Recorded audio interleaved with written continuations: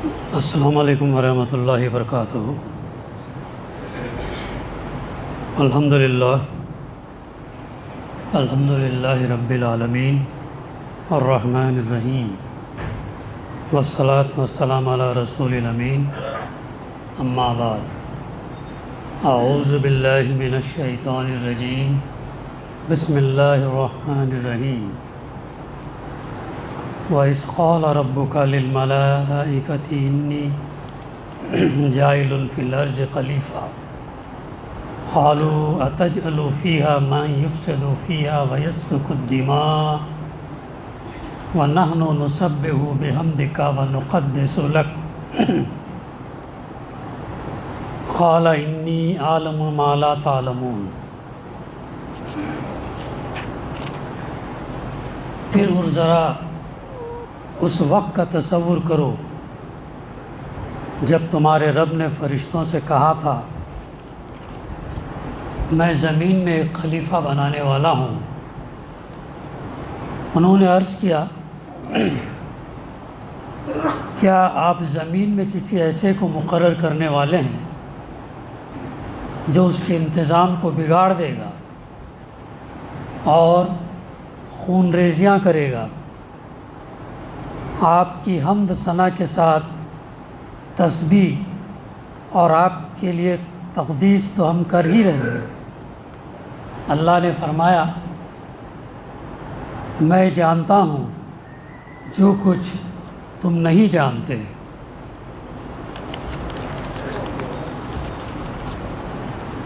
پھر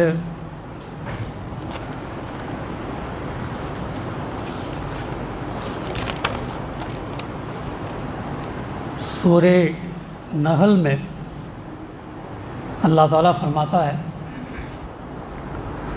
وَاللَّهُ أَنزَلَ مِنَ السَّمَاءِ مَاءً فَأَحْيَا بِهِ الْأَرْضَ بَعْدَ مَوْتِهَا إِنَّ فِي ذَلِكَ لَآيَاتٍ لِقَوْمٍ يَسْمَعُونَ۔ تم ہر برسات میں دیکھتے ہو کہ اللہ نے آسمان سے پانی برسایا اور ایک مردہ پڑی ہوئی زمین میں اس کی بدولت اللہ نے جان ڈال دی۔ یقیناً اس میں ایک نشانی ہے سننے والوں کے لیے۔ اللہ تعالیٰ خصوصاً کہہ رہا ہے کہ نشانی ہے۔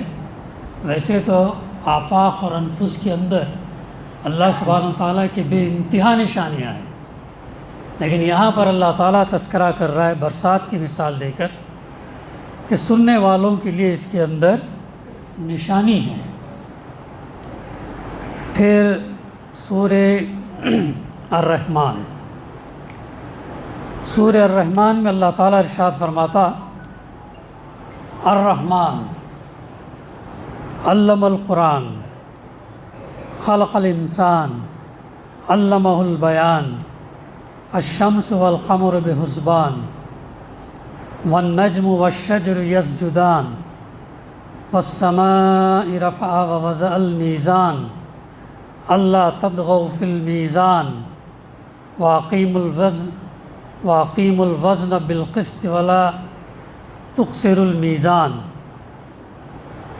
رحمان نے یعنی اللہ نے اس قرآن کی تعلیم دی، اس نے انسان کو بولنا سکھایا، اس نے انسان کو پیدا کیا اور اسے بولنا سکھایا۔ سورج اور چاند ایک حساب کے پابند ہیں اور تارے درخت سب سجدہ ریز ہیں۔ آسمان کو اس نے بلند کیا اور میزان قائم کیا، بیلنس قائم کیا، توازن قائم کیا۔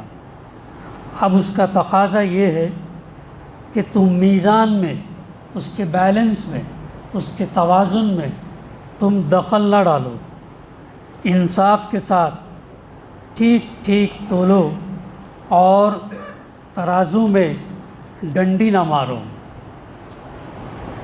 معزز مصلیان، بزرگوں، نوجوانوں، دوستوں، میں نے ابھی آپ کے سامنے سورہ بقرہ کی آیت نمبر 30، سورہ نحل کی آیت نمبر 65 اور سورہ الرحمن کی آیت نمبر 1 سے لے کے آیت نمبر 8 تک کی تلاوت اور اس کی ترجمانی کی۔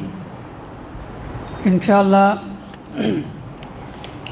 ماحولیات کے اوپر چند نکات میں آپ کے سامنے پیش کروں گا قرآن مجید میں، اور اللہ کے رسول صلی اللہ علیہ وسلم کی جو تعلیمات ہم کو بتاتے ہیں۔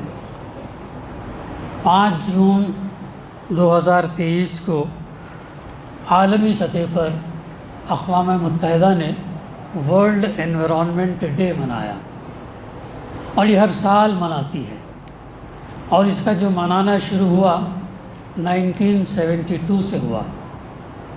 اس وقت اس کو یہ احساس ہوا کہ دنیا کے اندر جو ماحولیات کے اندر جو تبدیلی آ رہی، جو پولیوشن، آلودگی جو پھیل رہی ہے، اور یہ صرف معمولی نہیں ہے بلکہ انسان کو جو ہے وہ اور جو ہے خرابی کی طرف لے جا رہی ہے، تو اس نے 1972 سے جو ہے دن منانا شروع کیا، اور اس ضمن میں متعدد جو ہے پروگرامز اور متعدد اسکیمز، متعدد کلائمیٹ چینج کے تعلق سے کانفرنسز، سیمینارز وغیرہ، اور اس کی افادیت اور اس آلودگی کے نقصانات کے ضمن میں جو ہے بارہا بات یہ کرتی رہی ہے، اور ہر سال کرتی ہے اور کوشش کرتی ہے۔ یہ اور بات ہے کہ بہت سارے ملک اس کی اتنی پابندی یا جو قوانین یا جو رولز یا اسٹیچوٹری گائیڈ لائنز جو پاس ہوتے ہیں اس کو فالو نہیں کرتے ہیں۔ ماحولیات کا دراصل مسئلہ ساری دنیا کو دراصل اپنے لپیٹ میں لے چکا ہے، جس کی وجہ سے انسان کے وجود کا خطرہ ہے، اور اس کرۂ ارض کا بھی خطرہ ہے۔ بلکہ ہم سے زیادہ جو سائنس کا علم رکھنے والے، جو تحقیقات اور انکشافات کے میدان میں ایکٹیو ہیں، آئے دن وہ اس کے اوپر جو کام کر رہے ہیں، وہ ہم سے زیادہ ان کو اس بات کا یقین ہے کہ یہ دنیا ایک نہ ایک دن جو ہے ختم ہوگی، اور اس کا کیسا بھیانک انجام ہوگا وہ ہم سے زیادہ، جیسے قرآن مجید میں اللہ سبحانہ تعالیٰ نے سورہ تکویر، سورہ انفطار اور سورہ انشقاق کے اندر قیامت کے جو مناظر اللہ تعالیٰ نے بیان کیا ہے، اس کو وہ لوگ جو ہے اچھی طریقے سے یقین کرتے ہیں، کیونکہ آئے دن دیکھ رہے ہیں کہ جو تبدیلیاں، جو کلائمیٹ چینج کی وجہ سے جو موسمیات کے اندر جو بے ربطگی پائی جا رہی ہے، دن بدن ہم دیکھ رہے ہیں کہ ٹیمپریچرز بڑھ رہے ہیں، اور اس دنیا کدھر جا رہی ہے، تو وہ جو ہے اس سے زیادہ ان کو خوف ہے، ڈر ہے، احساس ہے۔ بلکہ اس سے اور زیادہ ہم یہ دیکھتے ہیں کہ بہت سارے اس خلا کے اندر، کیونکہ یہ کائنات بہت وسیع ہے، انسان ابھی جو کچھ جانتا ہے وہ مشکل سے 3 سے 4% یا 5% جانتا ہے، اس سے زیادہ نہیں جانتا۔ یعنی اتنا ہونے کے باوجود کہ انسان نے جو ہے ہمارے نظام شمسی کے اینڈ تک ایک ایسا سیٹلائٹ، ایک ایسا راکٹ بھیجا ہے جس نے 37 سال لیا ہے وہاں تک پہنچنے کے لیے، اس نظام شمسی کے بارڈر تک پہنچنے کے لیے 37 سال لیا ہے، اور اس رفتار سے وہ سفر کرتا کہ 30 سے 35 ہزار کلومیٹر فی گھنٹے کی رفتار سے سفر کر رہا ہے۔ یعنی اندازہ لگائیے کہ انسان ایک حقیر نطفے سے پیدا ہونے والا کیا کیا چیزیں کر رہا ہے، اور جب یہ لوگ ان چیزوں کو جب دیکھتے ہیں تو بہت سارے وہ ایمان لانے والے جن کو اللہ توفیق دیتا تو ایمان لاتے ہیں، جو نہیں ایمان لاتے ہیں وہ صرف سائنس کی قدرت اور سائنس کی بنیاد کے اوپر خاموش رہ جاتے ہیں۔ تو ایسے حقائق ہیں۔ تو اتنا علم ہونے کے باوجود بھی انسان اس کائنات کا صرف 3 سے 4% جو ہے وہ انفارمیشن یا نالج یا علم جو ہے وہ حاصل کیا ہے.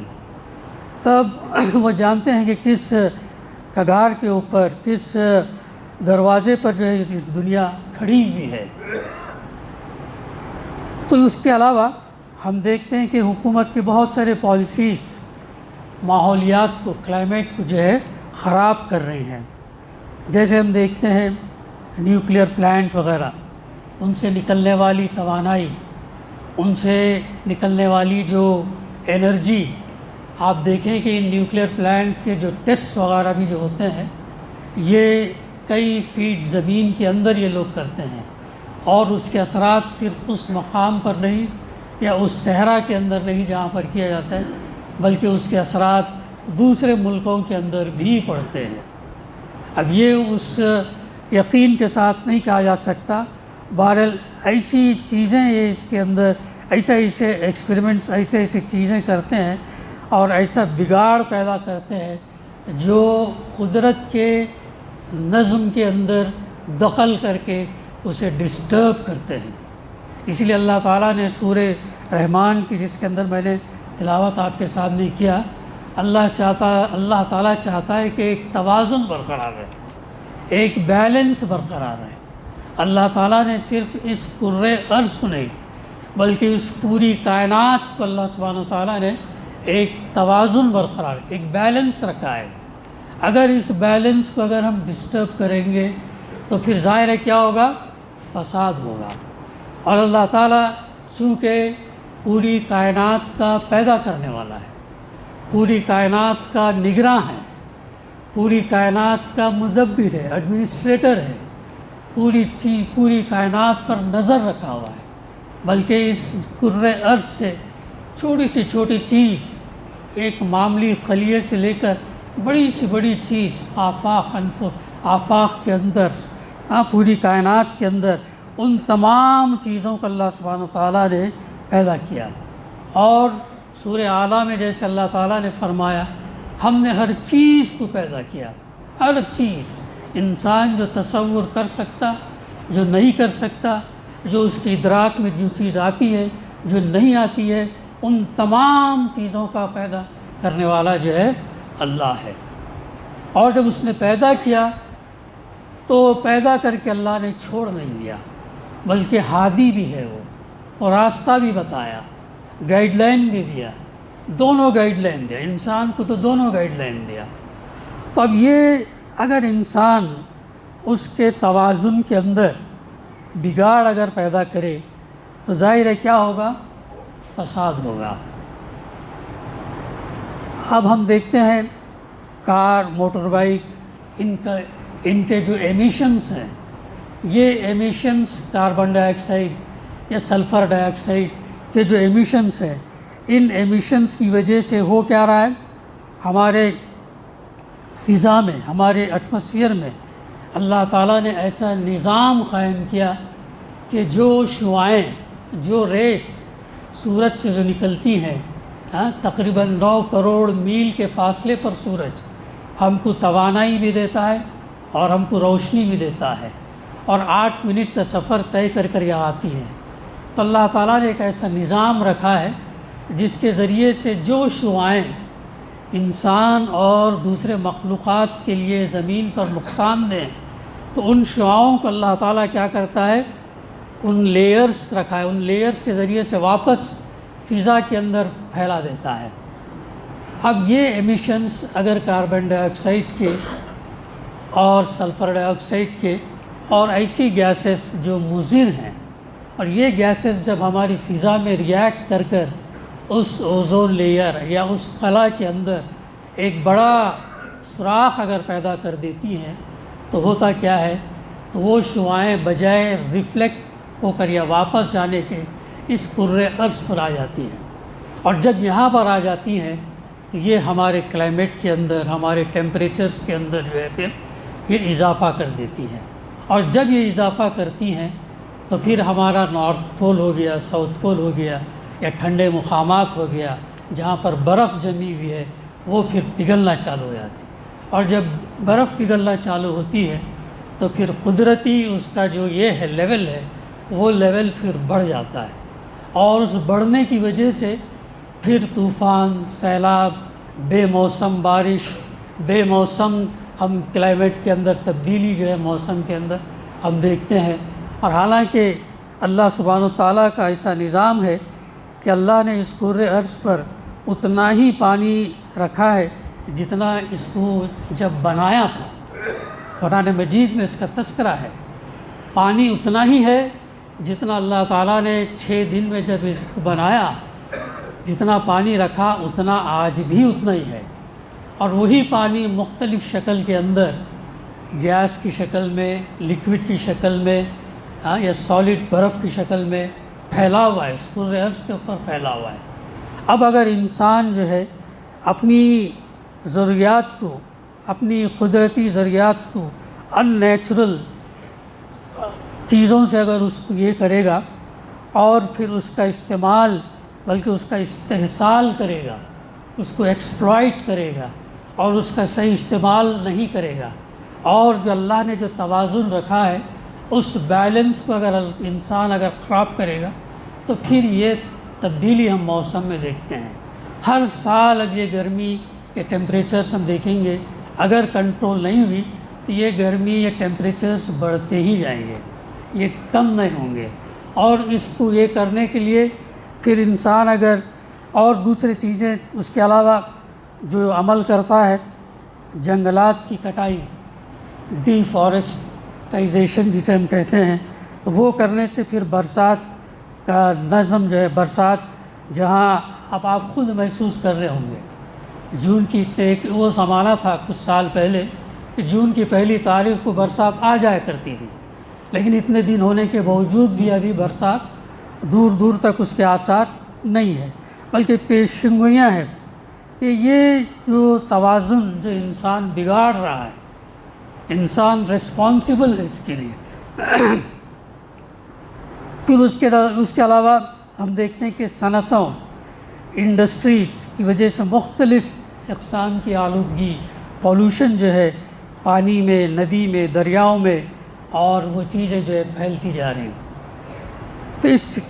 تو ہمیں اب یہ ان چیزوں کے اندر، ماحولیات کے اندر جو ہے ہمیں اب جماعت اسلامی ہند الحمدللہ چھوٹی موٹی طور پر کوشش بھی کرتی ہے، اور ہم نے حال ہی میں ابھی ایک ہفتہ جو اسے منانے کا یہ کیا ہے، 5 جون سے لے کر 12 جون تک، اور اس ضمن میں میونسپل کمشنر اور کلیکٹر اس کے لیے میمورنڈم اور لیٹر کے ذریعے سے جو نقصانات، جو چیزیں، تبدیلیاں جو ہو رہی ہیں اور جو کرنا چاہیے وہ ہم نے الحمدللہ ان کو دیا ہے۔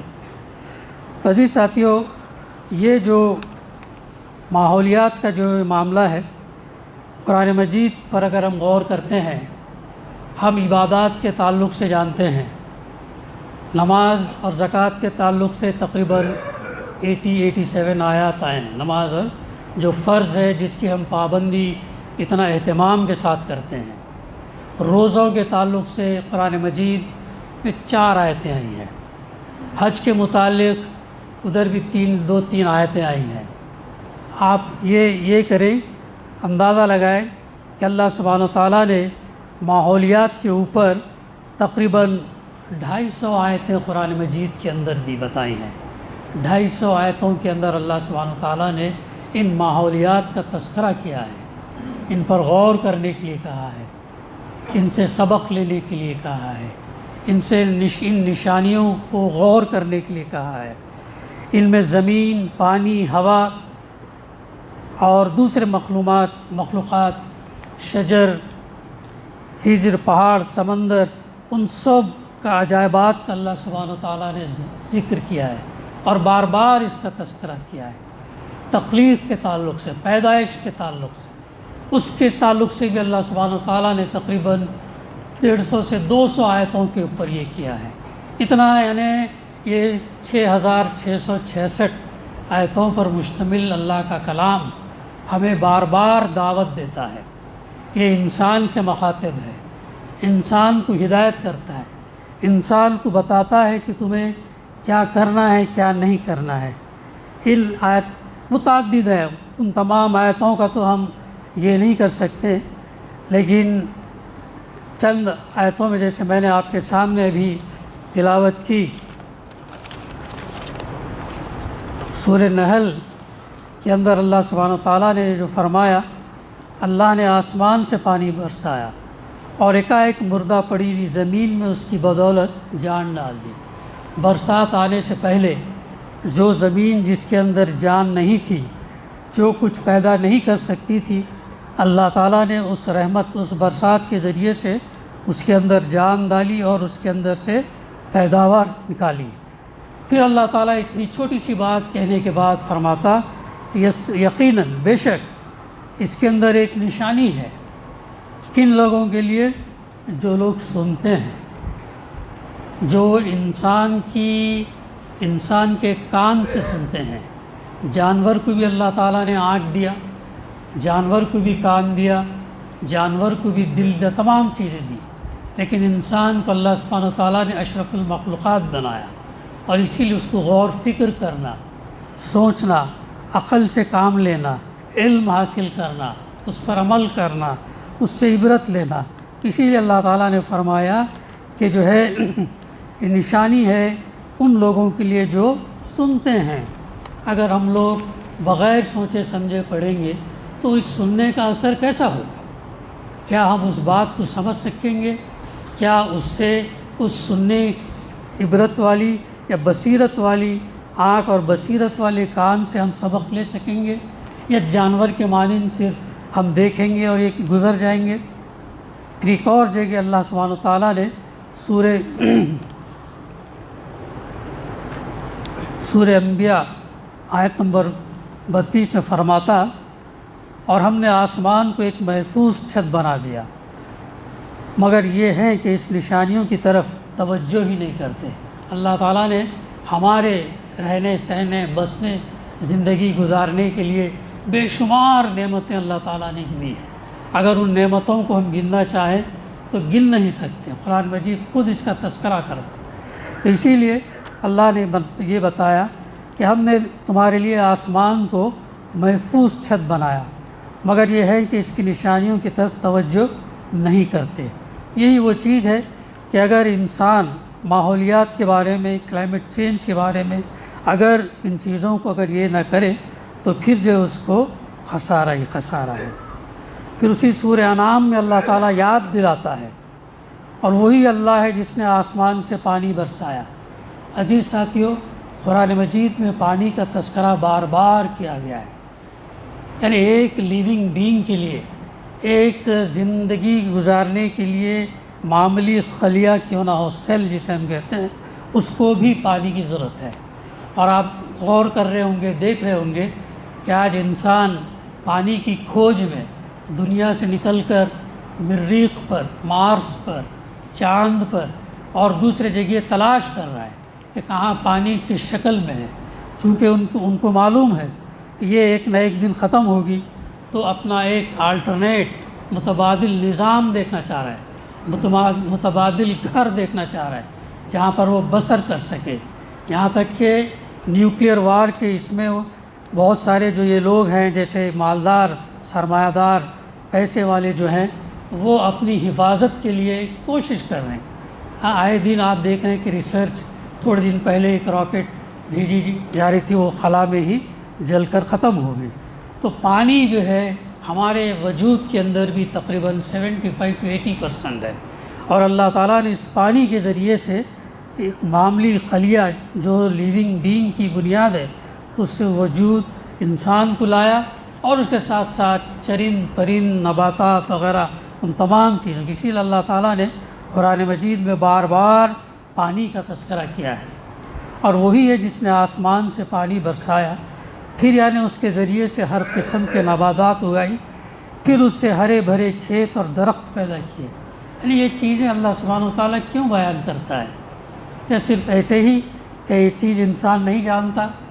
بلکہ دیکھیے آگے پھر ان سے طے بر طے چھڑے ہوئے دانے نکالے گئے اور کھجور کے شگوفوں سے پھلوں کے گچھے پیدا کیے جو بوجھ کے مارے جھکے پڑتے ہیں، اور انگور، زیتون اور انار کے باغ لگائے جن کے پھل ایک دوسرے سے ملتے جلتے بھی ہیں اور پھر ایک کی خصوصیات جدا جدا ہیں۔ یہ درخت جب پھلتے ہیں تو ان میں پھل آتے ہیں اور ان کے پکنے کی کیفیت ذرا غور سے دیکھو۔ اللہ تعالیٰ یہ بیان کرنے کے بعد بار بار انسان کو مخاطب ہو کر کہتا ہے کہ ذرا غور سے دیکھو، ان چیزوں میں نشانیاں ہیں، سائنس ہیں، انڈیکیشنز ہیں، رہنمائی ہے، تمہارے عقل کے دروازے کھولنے والی چیزیں ہیں۔ تم اسے غور سے دیکھو ان لوگوں کے لیے جو ایمان لاتے ہیں۔ جب ہم ایمان کا دعویٰ کرتے ہیں، جب ہم ایمان لاتے ہیں تو اس کا تقاضا یہ ہے کہ اللہ سبحانہ و تعالیٰ کی ان نشانیوں کی بھی جو ہے غور سے جو ہے ہم دیکھیں۔ آیات اور یہ چیزیں تو بہت ساری ہیں، چند احادیث میں یہ کر کے پھر تھوڑا سا اور چند باتیں کر کے میں اپنی بات ختم کرتا ہوں۔ اللہ کے رسول صلی اللہ علیہ وسلم نے اس ماحولیات کے اوپر یونائٹڈ نیشنز، اقوام متحدہ تو 1972 میں ہم کو بتایا، لیکن اللہ کے رسول صلی اللہ علیہ وسلم نے ہم کو 1400 سال پہلے بتایا، اور اللہ کی کتاب ہمارے کو تقریباً 250 آیتوں کے اوپر ہمیں رہنمائی کر رہی ہے۔ عزیز ساتھیوں، یہ وہ کتاب ہے جو قیامت تک آنے والے مسائل کا حل دے گی۔ ضرورت اس چیز کی ہے کہ ہم اس کے اندر غور کریں، اس سے نتیجہ اخذ کریں اور اس کو اپنی عملی زندگی میں لائیں۔ اللہ کے رسول صلی اللہ علیہ وسلم نے اپنی متعدد احادیث کے اندر ایک پیاری حدیث میں جس نے آپ صلی اللہ علیہ وسلم نے فرمایا، اگر تم کو معلوم ہو کہ قیامت شام میں آنے والی ہے، قیامت شام میں آنے والی ہے اور صبح اگر ہے تو صبح بھی تم جھاڑ لگاؤ۔ یہ نہ ہو کہ قیامت آ رہی کر کے تم پیڑ مت لگاؤ کر کے، ایسا نہیں، بلکہ شام میں بھی اگر قیامت آ رہی ہے تو تم جو ہے شجر کاری کرو، تم جو ہے پیڑ لگاؤ۔ پھر اللہ کے رسول صلی اللہ علیہ وسلم نے فرمایا ایک اور اپنی حدیث میں، یہ بھی ہم بارہا سنتے ہیں، آپ نے جو قدرتی وسائل ہیں، پانی جو سب سے اہم ہے، ان چیزوں کا جو ہے صحیح استعمال اور ضرورت کے حساب سے کرنے کے لیے کہا گیا ہے۔ اگر دریا کے کنارے بھی اگر آپ وضو کر رہے ہیں تو پانی بھی اتنا ہی استعمال کریں جتنی آپ کو ضرورت ہو، اس کو ویسٹ نہ کریں، اسراف نہ کریں، فضول خرچی نہ کریں۔ صرف مال ہی میں نہیں بلکہ اللہ سبحانہ و تعالیٰ کے وسائل، جو چیزیں اللہ نے ہم کو وسائل کے طور پر ریسورسز دیے ہیں، ان ریسورسز کا اتنا ہی استعمال کریں جتنی ہم کو ضرورت ہے۔ ضرورت سے زیادہ ہم استعمال نہ کریں، ضرورت سے زیادہ اگر کریں گے تو اس کا جواب بھی دینا پڑے گا۔ اللہ کے رسول صلی اللہ علیہ وسلم نے کیا نہیں کہا ایک وقت پر، حالانکہ معمولی چیز تھی، ایک باغ میں آپ نے کھجور اور ٹھنڈا پانی جب نوش فرمایا تو اپنے صحابہ سے کہا کہ جان لو کہ اس ٹھنڈے پانی اور کھجور کے بارے میں بھی تم سے پوچھا جائے گا اور تم کو جواب دینا ہو۔ یعنی جو چیز بھی ہم اللہ کی استعمال کر رہے ہیں اس کو ہم جواب دینا ہے۔ آپ صلی اللہ علیہ وسلم نے یہ بھی فرمایا کہ بہتے پانی میں پیشاب یا اور دوسری ٹوائلٹ وغیرہ کرنے سے منع کیا۔ یہ کیوں؟ اس لیے کہ پانی خراب نہ ہو، دوسرے جو استعمال کریں گے ان کو جو ہے وہ اس خراب پانی استعمال نہ کریں۔ پھر آپ نے اگر دریا کے کنارے بھی اگر آپ وضو کر رہے ہیں تو پانی اتنا ہی لیں جتنا آپ کو ضرورت ہے۔ پھر ایک اور موقع پر اللہ کے رسول صلی اللہ علیہ وسلم نے فرمایا اس شخص پر لعنت ہے، اس شخص پر لعنت ہے۔ 3 دفعہ آپ نے لعنت فرمایا۔ ہاں، تو صحابہ نے پوچھا کہ اے اللہ کے رسول صلی اللہ علیہ وسلم کس پر آپ صلی اللہ علیہ وسلم یہ لعنت بھیج رہے ہیں؟ تو آپ نے فرمایا اس شخص پر جو سایہ دار درخت کے نیچے پیشاب یا پیخانہ کرے اور اس سے ماحول کو خراب کرے اور جانور اور انسان کو آرام کرنے کے لیے نہ دے۔ یعنی اتنی چھوٹی سی بات ہے، 1400 سال پہلے اللہ کے رسول صلی اللہ علیہ وسلم نے بتا دیا کہ ہم اپنے اس ماحولیات کو کیسے ہم کو رکھنا ہے، یعنی کہ ایک سایہ دار درخت کے نیچے بھی اس جگہ کو بھی خراب نہیں کرنا، تاکہ دوسرا جانور یا انسان وہ جگہ جب آرام کرتا ہے تو اس کو بھی آپ نے خراب کرنے سے منع کیا، بلکہ خراب کرنے والے پر 3 دفعہ لعنت آپ نے بھیجی۔ پھر آپ نے ایک اور حدیث میں یہ بھی فرمایا جس کا مفہوم ہے کسی بھی جاندار کی خدمت کرنے میں بڑا اجر ہے۔ آپ نے فرمایا جو بھی جاندار یہ ہے اس کی خدمت کرنے میں اللہ کے رسول صلی اللہ علیہ وسلم نے فرمایا کہ بہت اجر ہے۔ تو عزیز ساتھیوں، باتیں تو بہت ہیں، لیکن مختصراً یہ کہ اب ہمیں جو ہے کچھ چیزوں کا لحاظ ہمیں کرنا چاہیے۔